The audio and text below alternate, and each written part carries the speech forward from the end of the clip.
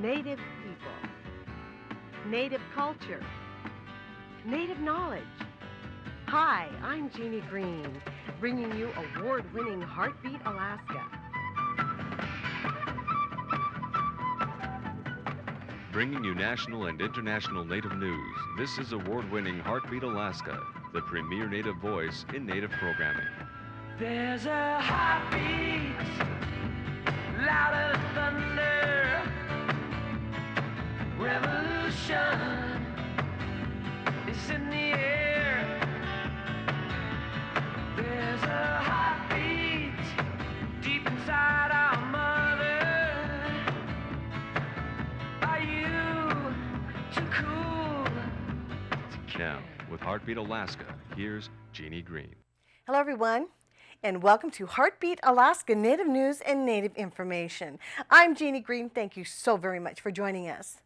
Today we travel to beautiful Southeast Alaska. We check out the economy in that area.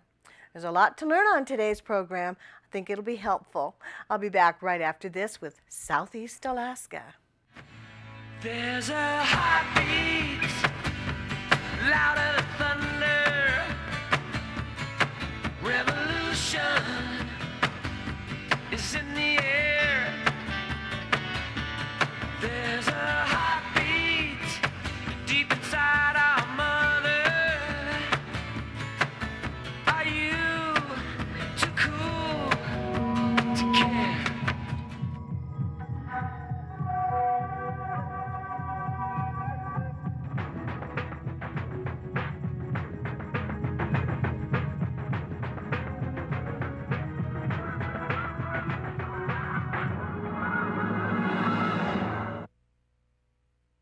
The future of our people is threatened by diabetes, but we can fight it by controlling our blood sugar. I choose healthy foods. I exercise every day and keep my blood sugar close to normal. I always take my medication. Control your diabetes because our young ones look up to you.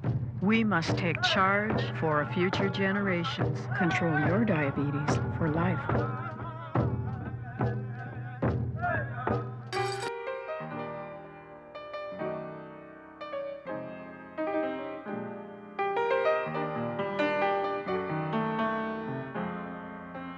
BP, working for Alaska.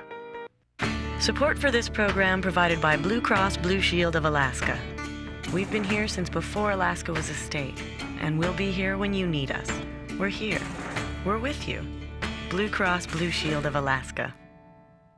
Heartbeat Alaska is also brought to you by Alaska Village Electrical Cooperative, turning the lights on in rural Alaska.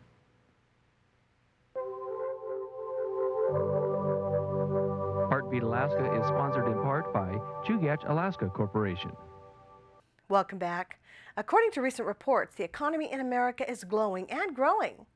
In rural Alaska, however, it's a different story.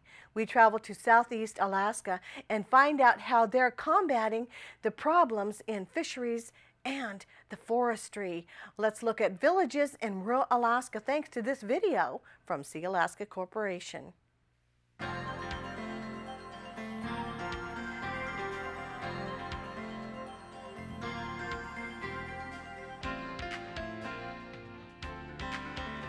U.S. Senator Ted Stevens has been called Alaska's greatest natural resource, not only for his decades of service to the state, but also for his struggle to make Alaska a better place for all people.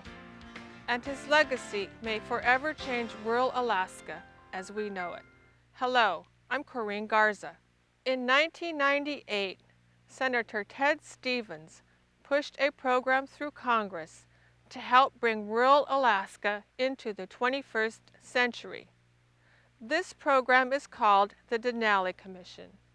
Its purpose is to bring millions of new federal dollars to rural Alaska for basic infrastructure, things like water and sewer systems, power plants and roads, infrastructure that would help attract new businesses and industries to places like rural Southeast, where unemployment in some areas is as high as 70%, and people are struggling with the decline of the industries that always sustained them before.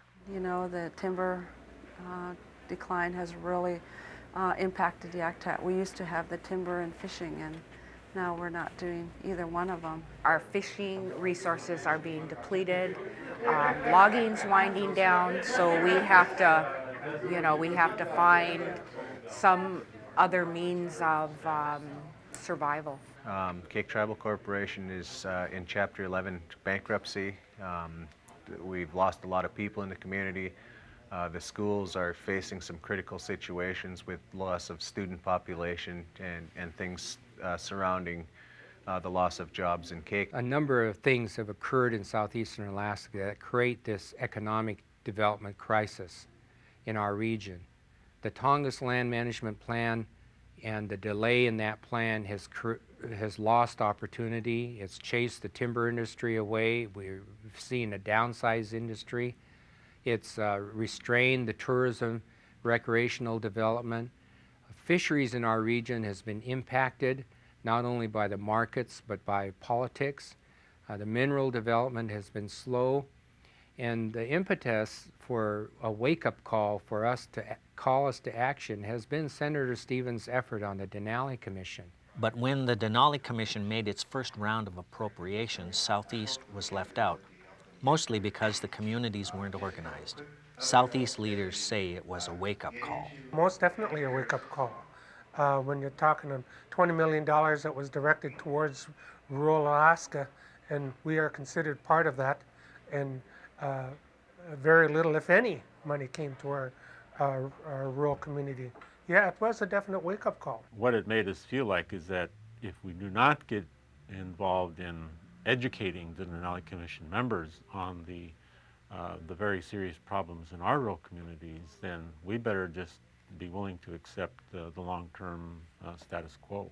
And so it was one of panic as well as one of, well, maybe we're missing an opportunity type thing. So we just kind of use those feelings, I guess, to pull ourselves together here. In response, Tlingit and Haida Central Council and Sealaska Corporation invited the regional organizations to form the Southeast Alaska Native Coalition, an organization to help rural Southeast communities coordinate on a grassroots level and to get federal dollars for new infrastructure so new industries could be more feasible. Executive Suite Hotel is the official hotel of Heartbeat Alaska. When you come to town, make sure you stay there and ask for your free Heartbeat Alaska baseball hat. One per registration, please. You know, just the thought of inhaling gasoline, it was just a scary thought for me. It's just bad for you and disgusting and it's stinky and it could ruin your life. You still have a chance of making different decisions instead of like wasting your time on that. Alaska Natives, making healthy choices for a strong future. This message brought to you by the Alaska Native Tribal Health Consortium. There's a heartbeat louder than thunder. There's a heartbeat coming up from deep down under. Most rural communities rely on diesel to generate electricity, and it's expensive to transport the fuel. In many rural communities, the cost of electricity is 4 times the national average. The remote rural communities are real dependent on diesel-generated energy, and therefore, you know, what happens with the cost of diesel fuel in the world affects us.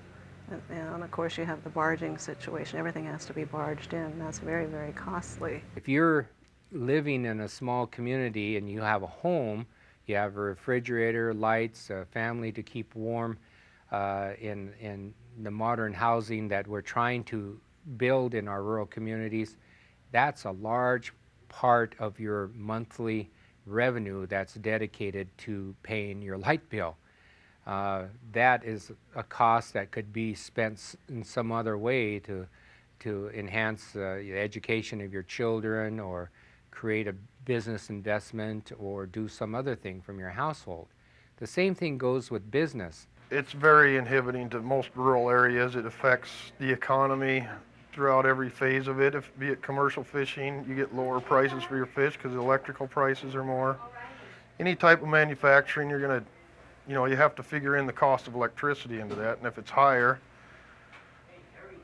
the payment that you're going to receive for those services is going to be lower. That's the bottom line. I think the energy cost is what prohibits Kake diversifying their economy, because we see a number of potential projects that are out there, but each project centers around the cost that the energy puts to the project, and often it's prohibitive. To attract business, you need power at 7 to 9 cents kilowatt hour.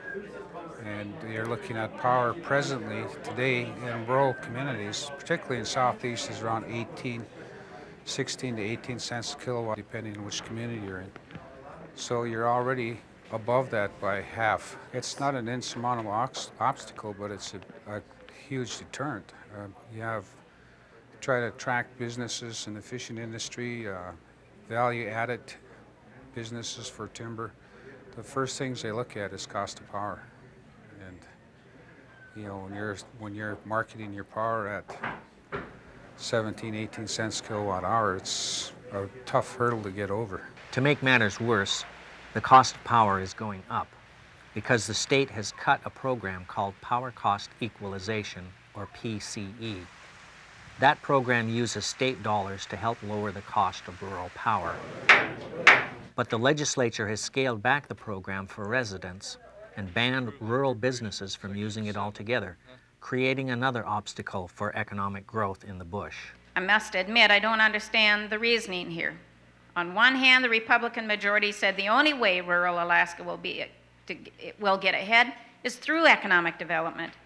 And then they take away the PCE from commercial customers, which is one of the perks, if you will, for businesses out in bush Alaska. But even with power cost equalization, the cost of electricity is expensive in rural towns. And rural leaders are asking, what can they do to make the cost of power more affordable? Plinkett and Haida's Ed Thomas says the only long-term solution is to have a single electrical authority for the entire state, which would establish equitable rates for all Alaskans, no matter where they live. He says in the past, the state has used public dollars to build power facilities that serve primarily urban areas, and that it's only fair for rural residents to share the rewards of those projects. What's happened in the past is we are able to harness water that belongs to all citizens of the state, using federal and state money to build a dam and the infrastructure of the power lines, but yet only the urban centers benefit from those resources that belong to all citizens of the state. I think that we should have one electrical authority in this whole state, and everybody should benefit equitably when we harness natural resources that belong to all citizens, and all citizens should benefit from it. Others support a proposed intertie that would link rural Southeast communities to new or existing hydroelectric facilities, creating a grid system that would drive down the cost of power. The intertie has been a long-term project, but I think it's starting to come into fruition because people realize that in order to have any kind of economic development out in the rural communities, you have to have a lower cost of energy. Sealaska's Bob Loescher says another way to make power cheaper is to build small hydroelectric facilities in rural communities. What the rural communities would like to do is to build small hydroelectric projects in and about the rural communities, provide that energy to the rural communities, and maybe export the sale of that energy to the larger communities. Many rural towns are trying to do that. The village of Heidelberg is pushing a small hydroelectric facility on Prince of Wales Island called the Reynolds Creek Project. It would give the community some control over power costs and also generate revenue. Cape Fox Corporation is trying to get funding for a hydroelectric facility near Ketchikan called the Mahoney Lake Project. And the city of Yakutat is pushing a similar project, but its proposed hydroelectric facility would use new technology. This is going to be a hydro project. It's running off a salt chuck, and it's going to just capture the flow of the tide coming in and out, and it's going to turn a propeller, say. It looks like a wind generator that's submerged in the water. The village of Kake is trying to tie into an existing power system in Petersburg. But lower costs of power alone won't solve Kake's economic problems. Southeast Alaska needs a better transportation system too. We definitely need a better transportation system in Southeast Alaska, and it's evident by the troubles I had this week trying to get to this conference. No planes could make it out. Our ferry schedules have been diminished to once a week, and it's just not feasible to plan around the ferry schedules when you plan on traveling out of town. It would help if the Alaska Marine Highway System provided more service year-round to rural areas, but the state has scaled back service in winter because fewer people travel then and the trips aren't profitable enough. I think we have the ferry about 2 or 3 times a year. Some say it's a policy residents should fight. What they're doing is on a revenue basis saying tourism is bigger in the summertime, and in the wintertime we reduce our service to the rural communities because there's not a lot of people traveling. Well, that doesn't make any sense given the weather in southeastern Alaska in the wintertime, the risk of flying, the cost of flying, the availability of service in our region is much reduced in the winter, and also the health and safety of our communities is threatened by the lack of air service and now the lack of the marine highway service. So we need to get after that business of state policy dealing with the marine highway system and provide service to our communities on a year-round basis. If they could increase the amount of times that the ferry comes in and increase the inflow and outflow of people, I think that would really help as far as different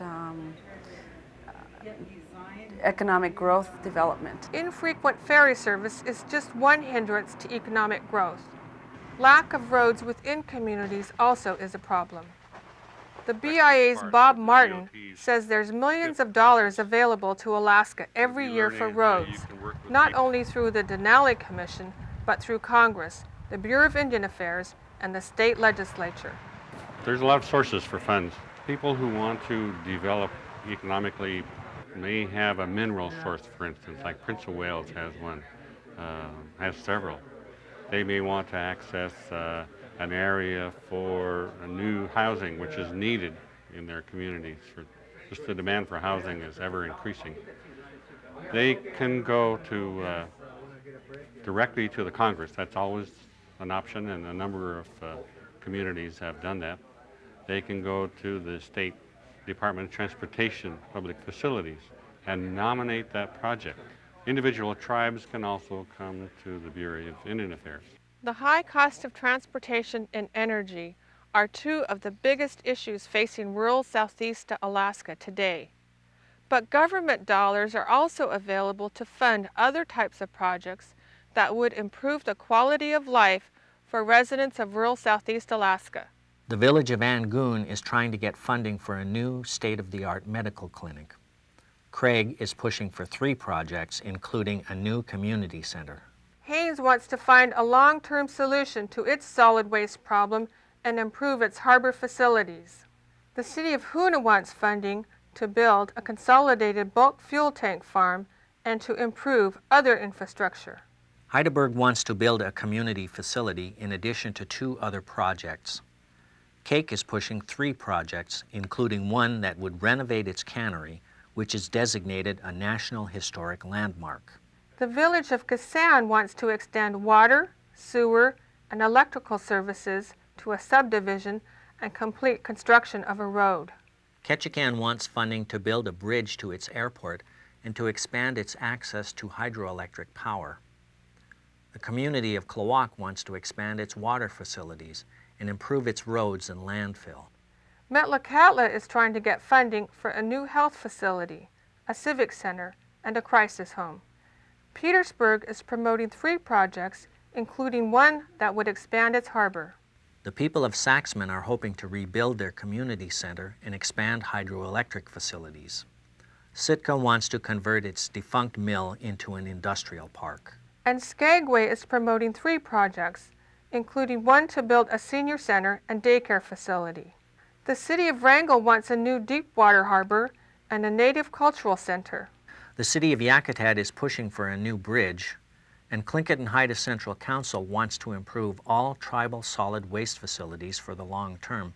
The agency recently received a grant for the project. What we hope to do is we hope to be able to assess the status of the landfill sites in Alaska so that we can go to Congress and get the necessary funding to A, bring those sites up to code, and B, train operators on how to manage those sites so that once they do bring them up to code, they continue to remain within the code. The funding is out there, it's just a matter of knowing where to look. And the Southeast Alaska Community Revitalization Team can help. Known as CSERT, it's a government agency that helps communities pinpoint potential funding sources for projects. We have a lot of potential in small industry related to value-added manufacturing. Timber products, I believe that red cedar can provide new jobs in manufacturing, shakes and shingles and furniture. I believe that the spruce and the hemlock can be used in creating veneer products, and other wood products can be made in the region by smaller types of companies. And we have to learn how to match our energy and transportation and our natural resource products, make products that are competitive on a world basis, and we can do it at a competitive cost if we build the right infrastructure in the right place and then realize that we're dealing in a global market. And I think Southeastern people have a real potential utilizing this approach. Many of the state's most prosperous industries have evolved in rural Alaska. Logging, oil drilling, and commercial fishing have been the lifeblood of the 49th state, and they owe their beginning to rural Alaska. No one should underestimate the importance of small towns and villages in the 21st century, as rural Alaska embarks on a new beginning of its own. We just need to maintain the momentum, and we need to chase these funding opportunities, these projects, and have a few successes. And then I believe if we keep going in the subsequent years, we'll see great improvements to the infrastructure needs and the other needs of Southeastern Alaska.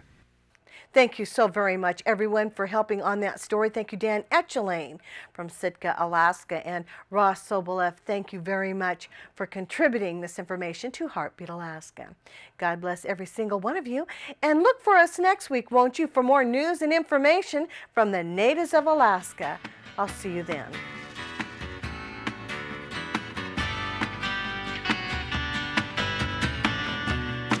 As the purple sunset fades, are we really here alone? On the main street of the world, relocated from our homes, and all that's real seems so far away. Sacrificing tomorrow for yesterday. There's a heartbeat louder than thunder. Revolution is in the air.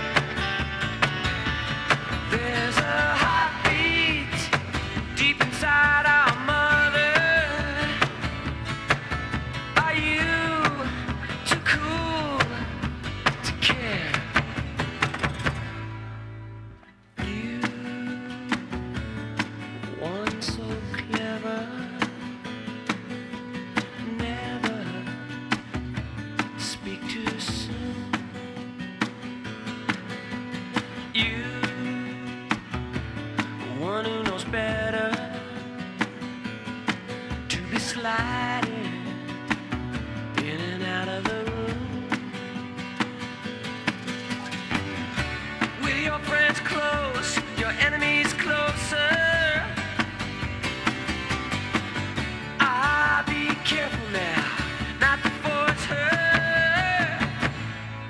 There's a heartbeat louder than thunder. Revolution is in the air. There's a heartbeat deep inside our mother. Are you too cool to care? Oh, back in darkness.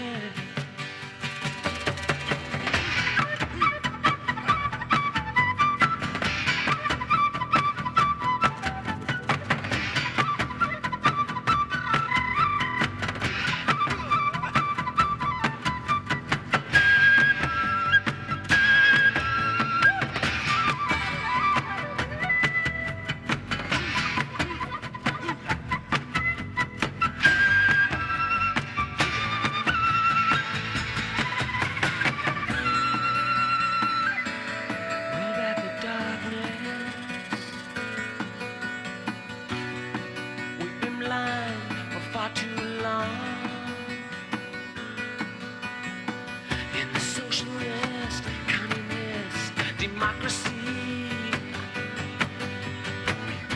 well, it can't be right.